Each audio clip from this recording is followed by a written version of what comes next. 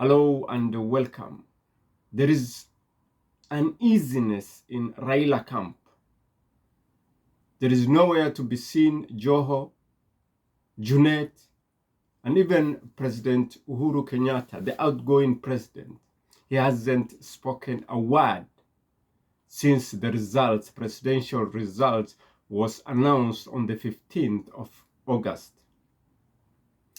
This seems to have sent shockwaves across that camp. Now, what is remaining is the outcome from the Supreme Court.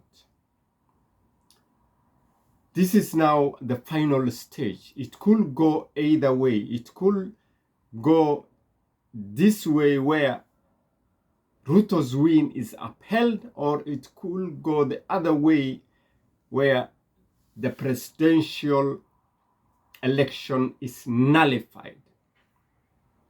Now, what could happen if Ruto's win is upheld? Raila will go home to Bondo. He will retire peacefully. There will be no handshake, as categorically stated by President-elect Ruto. Uhuru will also go to Ichaweri and retire peacefully.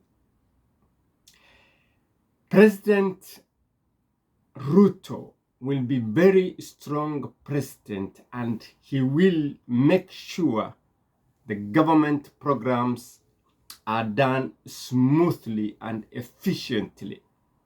There will be no opposition to government programs. The opposition side will be very weak. Now, these are some of the things that we expect once Supreme Court upholds Ruto's win. But more we could expect is that those people who wanted to divert, who wanted to sabotage the people's will in this election will face charges.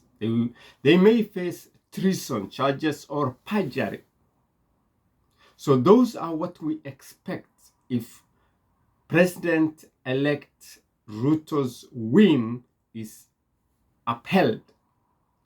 What could happen, on the other hand, if Supreme Court nullifies presidential election and orders a new rerun or a runoff? What do we expect?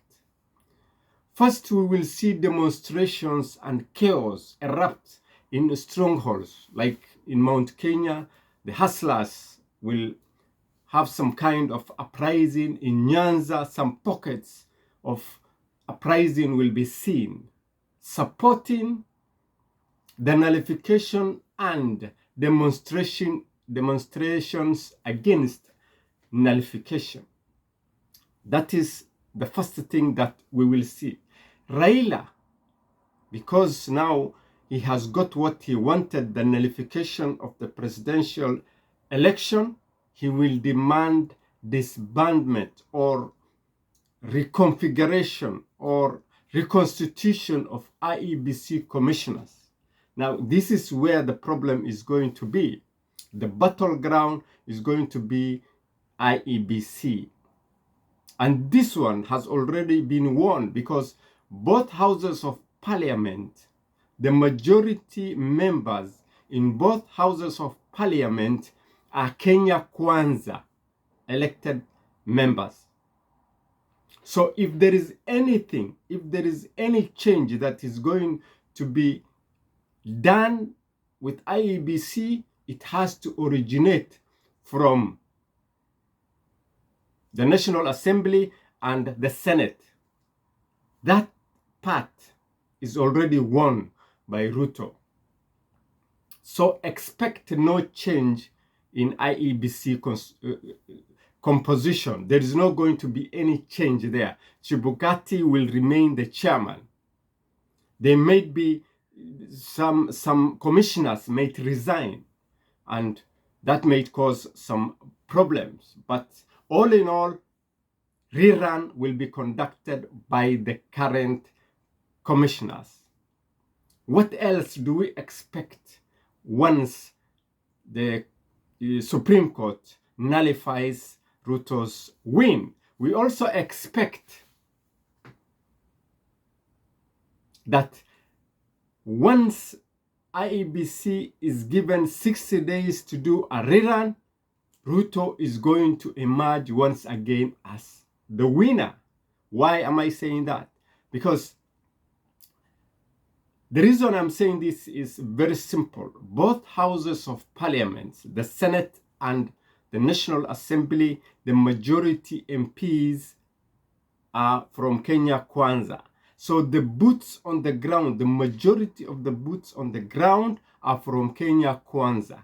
And because of already the established positive nature of public perception, it is very likely, highly likely, that Ruto will once again beat Raila hands down. But the question is, will Raila take part in a rerun where IEBC commissioners remain the same? Just like in 2017, he may say, no, I'm not going to take part in a rerun, and he boycotts. If that happens, then IEBC will still go ahead and conduct presidential election rerun. Just like in 2017, as Uhuru has won, so will Ruto win once again. If it is your first time you are coming across this channel, please hit subscribe and turn on notification so that we grow this channel. This is an alternative voice to the voices you already know that comment about current affairs in Kenya. Thank you for taking the time to watch.